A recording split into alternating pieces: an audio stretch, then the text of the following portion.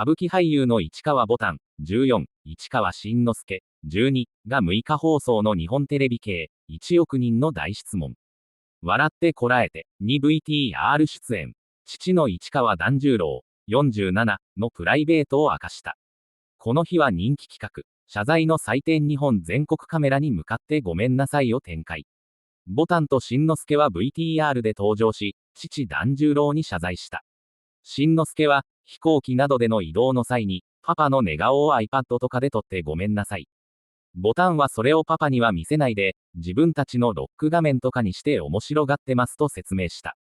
ディレクターに写真を見せてと言われると、兄弟で声を揃えて、見せれないぐらいのと断った。さらに新之助は、パパのいびきが大きすぎて、イヤホンしてアニメ見てたんですけど、アニメが聞こえないくらい大きいと暴露。ぼたんは、鼻をつまんでみたりとか、鼻の中に手を突っ込んでみたりとかしてるんですよといたずらを告白。還元